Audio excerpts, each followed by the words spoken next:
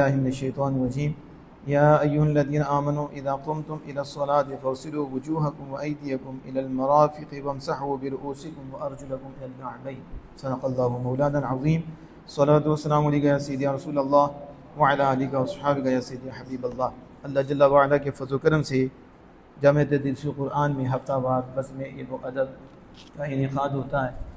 مالک ہمیں علم کی دولت سے آراستہ فرمائے اور اخلاص کی بنیاد پر علم حاصل کرنے عمل کرنے کی توفیق عطا فرمائے۔ اس جامع کو مالک زندگی راجوگنی ترقی عطا فرمائے، جمیع اہل سنت کے جمیع مراکز کو آبادیاں عطا فرمائے، نزیوا سے مامون و محفوظ فرمائے۔ تو اس جامع میں ہر ہفتے کو علمی دسترخوان لگایا جاتا ہے، کیونکہ الحمدللہ یہاں درس نظامی کے بھی طلباء ہیں، تو اس لیے ان کے حوالے سے بھی گفتگو کی جاتی ہے اور اس میں احکام شرعیہ بھی بیان کیے جاتے ہیں، اور اس کے اوپر جو اصول ہوتا ہے، جس اصول سے مسئلہ نکالا جاتا ہے اور ثابت کیا جاتا ہے، اس کو بھی مختصراً ذکر کیا جاتا ہے۔ جیسے پیچھے وضو کے فرائض کے متعلق ہم نے کچھ سیکھا تھا کہ یہ بھی فرض ہے، یہ بھی فرض ہے، اور فرض کسے کہتے ہیں، فرض کس سے ثابت ہوتا ہے، واجب کس سے ثابت ہوتا ہے، اور فرض ظنی کیا ہوتا ہے، فرض عملی کیا ہوتا ہے، فرض قطعی کیا ہوتا ہے، پھر سنت کس سے ثابت ہوتی ہے، مستحب کس سے ثابت ہوتا ہے، حرام کس دلیل سے، مکروہ کس دلیل سے۔ تو یہ ٹرمز پیچھے ہم نے سنی تھی اور یہ بتائی گئی تھی۔ اس میں پھر جو اختلاف تھا کہ ٹاخنے اور کوہنیاں کیا یہ وضو میں دھونے میں شامل ہیں، تو اس پہ بھی جو گفتگو تھی وہ ہم نے کی۔ آج سر کے مسح کے بارے میں یہ گفتگو ہوگی، اس کے ساتھ کچھ سنتیں بیان کی جائیں گی۔ صاحب قدوری کہتے ہیں کہ المفروض فی مسح الراس مقدار الناسیہ، سر کے مسح میں جو مقرر کیا جاتا ہے وہ ناسیہ کی مقدار ہے۔ یہ سر کے مسح میں جو مقدار مقرر ہے وہ کیا ہے، وہ ناسیہ کی مقدار ہے۔ یعنی سمجھے کہ یہ ماتھا، یہ جو چڑھائی ہے ادھر اتنا حصہ، یہ اگر اس سے مسح کر لیا جائے تو فرض ادا ہو جاتا ہے۔ اب اس پر دلیل کیا ہے؟ قرآن پاک میں تو یہ نہیں لکھا کہ سر کے چوتھے حصے کے مطابق اگر آپ نے مسح کر لیا تو فرض ادا ہو جائے گا، یعنی اس کی مقدار قرآن پاک میں بیان نہیں کی گئی۔ فرمایا وَامْسَحُوا بِرُؤُوسِكُمْ، اپنے سروں کا مسح کرو۔ کہاں تک کریں یہ لکھا ہے؟ یہ نہیں لکھا کہ موجود ہے لیکن صراحتاً نہیں ہے، یہ نہیں کہ قرآن پاک میں موجود رہی، ایسے بھی کیا بولیں، علم کے دائیں پیدا ہو گئے ہیں، وہ کہتے ہیں قرآن پاک میں موجود نہیں۔ قبیل الدین تو سیکھ گیا، تم نے سیکھا کیا ہے؟ قرآن پاک میں ہر شے موجود ہے لیکن تجھے نظر نہیں آتی۔ اصول ہوتے ہیں، اللہ نے محبوب پر ہر شے واضح کی ہے، اور پھر محبوب کو فرمایا محبوب لوگوں کو بتا دو، ہر بات نہیں کہ ہر بات ہی بتا دو، جتنی ضرورت اتنی بتا دی، لیکن اللہ نے اپنے محبوب کو فرمایا آپ واضح کریں۔ تو لکل شے، ہر شے قرآن پاک میں موجود ہے، لیکن صراحتاً کسی کا ذکر ہوتا ہے، واضح ہوتا ہے، کسی کا نہیں ہوتا، اشارے سے پتہ چلتا ہے، کنایے سے پتہ چلتا ہے، اصول سے پتہ چلتا ہے کہ اس میں وہ شے موجود ہے۔ اب وَامْسَحُوا بِرُؤُوسِكُمْ، مسح کرو اپنے سروں کا، لیکن مقدار نہیں بتائی، تو پھر آپ کیسے کہتے ہیں کہ ناسیہ کی مقدار مسح کرنا فرض ہے اور پورے سر کا مسح کرنا وہ سنت ہے؟ یعنی سارے سر کو مسح سے ڈھانپ لینا یہ سنت ہے، اور سر کے چوتھائی حصے کا مسح کر لینا یہ فرض ہے۔ تو ہم اس کا جواب دیں گے کہ نبی مکرم فخر دو عالم صلی اللہ تعالیٰ علیہ وسلم نے اس کی خود وضاحت فرمائی ہے اور آپ کے عمل سے ثابت ہے۔ یعنی یہ رؤوس جو ہے، جو قرآن پاک میں اللہ پاک نے استعمال فرمایا، یہ مجمل ہے، تو مجمل کی تفسیر حدیث پاک ہے، اور حدیث پاک نے اس مجمل کی وضاحت کر دی۔ ایک دفعہ میں ایک ڈاکٹر صاحب کے پاس موجود تھا، ادھر ایک ڈاکٹر اعجاز صاحب تھے، وہ اب چھوڑ گئے ہوئے، تو ادھر ایک علامہ علی شان صاحب کے نمازی تھے، مقتدی تھے، تو داڑھی شیب رکھیے بادشاہ تھے، تو علم کے ساتھ ان کا شغف تھا، وہ علم سے ان کو پیار تھا، تو انہوں نے بات کی کہ یہ جو قرآن پاک میں وَامْسَحُوا بِرُؤُوسِكُمْ سروں کا مسح کرو، تو یہ چوتھا کہاں سے آ گیا؟ چوتھائی سر کا آپ کہتے ہو مسح کرنا فرض ہے؟ تو اس وقت میں نے کہا اللہ پاک مطلب وَامْسَحُوا بِرُؤُوسِكُمْ کہ آپ نے سروں کا مسح کرو، تو رسول اللہ صلی اللہ علیہ وسلم نے کر کے دکھایا اور اس کی مقدار واضح فرمائی کہ قرآن میں جو ذکر ہے یہ مجمل ہے، اور میں اس کی وضاحت کر کے یہ بتا رہا ہوں کہ اتنے حصے کا کرنا فرض ہے، یعنی یہ بیان ہے اور اس کی وضاحت ہے۔ تو اس لیے فرمایا کہ جب مغیرہ بن شعبہ رضی اللہ تعالیٰ عنہ نے نبی اکرم صلی اللہ علیہ وسلم سے یہ فعل ذکر کیا کہ آقا دو جہان صلی اللہ علیہ وسلم ایک دفعہ یہ قوم کی کوڑا، جسے کوڑا کرکٹ کہتے ہیں، میں کہتا ہوں تنکے ڈالنے کی جگہ، وہاں تشریف لائے اور پیشاب کیا اور وضو کیا، مسح علی ناصیتہ، اور اپنی ناسیہ پر مسح کیا، وخفیہ، اور اپنے دونوں موزوں پر مسح کیا۔ یہاں حدیث پاک میں ناسیہ آیا، حالانکہ پورے سر کا مسح کرنا سنت ہے، تو یہ ناسیہ کسے کہتے ہیں؟ ناسیہ کی وضاحت کرتے ہوئے کہا کہ یہ جو ہے سر کے اگلے حصے کو کیا کہتے ہیں؟ ناسیہ، یہ جو اگلا حصہ ہے، اور اس کی مقدار بیان کرتے انہوں نے یہ بھی کہا کہ یہ جو ماتھے کا یہ جو حصہ ہے، یہ ماتھا اتنی مقدار، یعنی آپ اسے یہ کہہ لیں تو اتنی مقدار ہو تو اس سے فرض ادا ہو جاتا ہے۔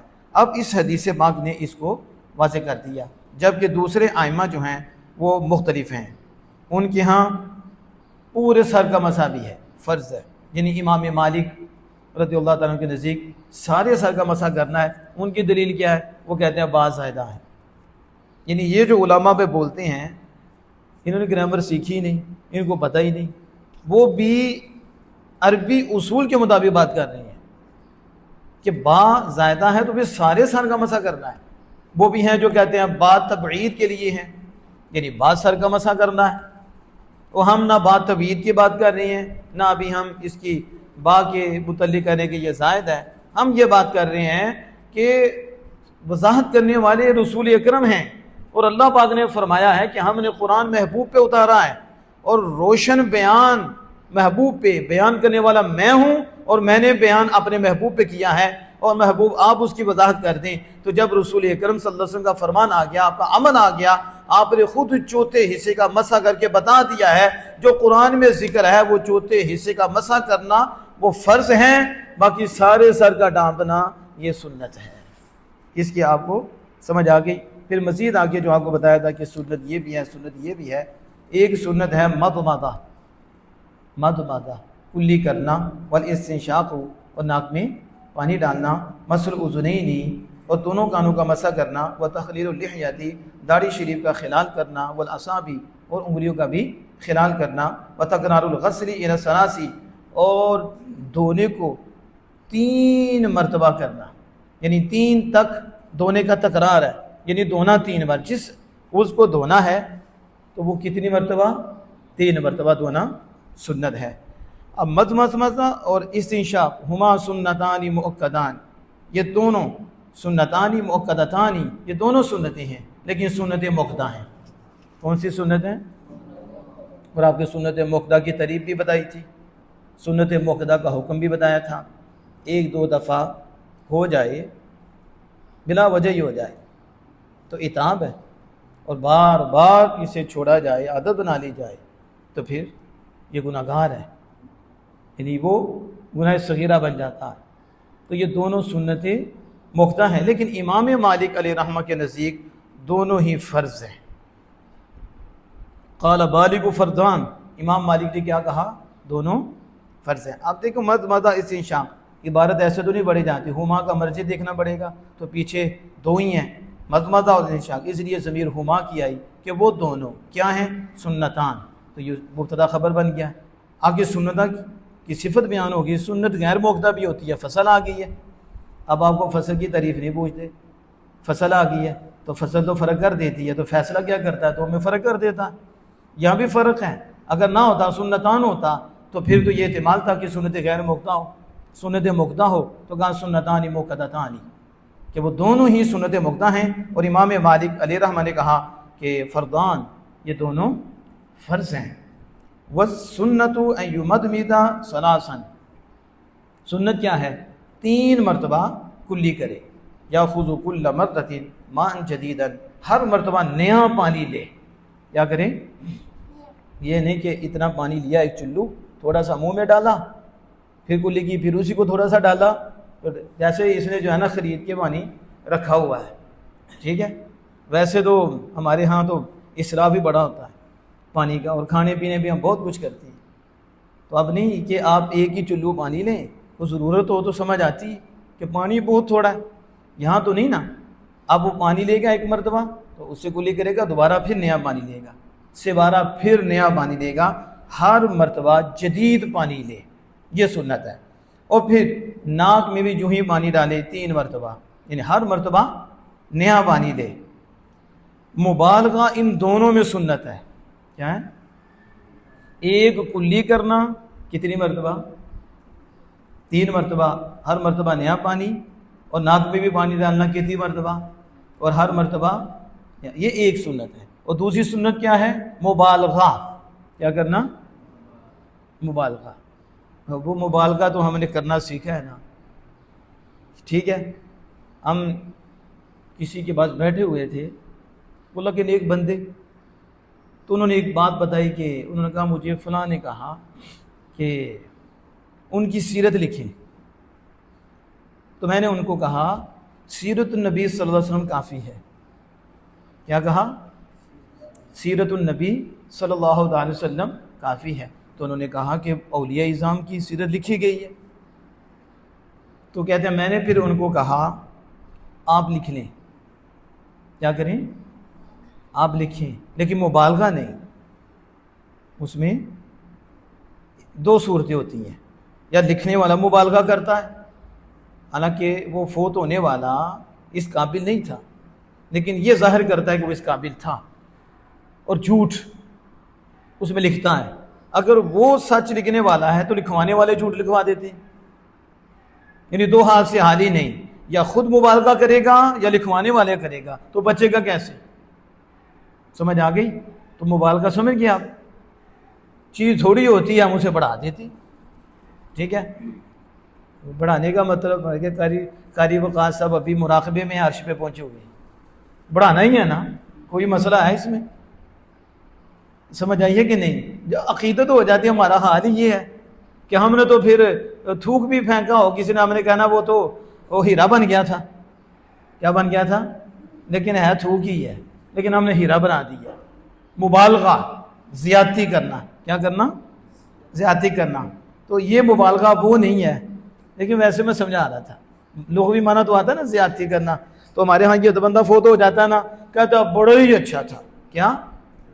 وہ ایسے بیان کر رہا ہے جیسے وہ کتب الاقطاب ہوتا ہے. کیا ہوتا ہے؟ ہم نے تو اس جیسا بندہ ہی نہیں دیکھا. انہیں شرم نہیں آتی بیان کرنے والے کو, تو خدا کو جواب نہیں دینا. 5 تو نماز نہیں پڑھتا تھا, کیا تو تعریف کر رہا ہے اس کی؟ ٹھیک ہے.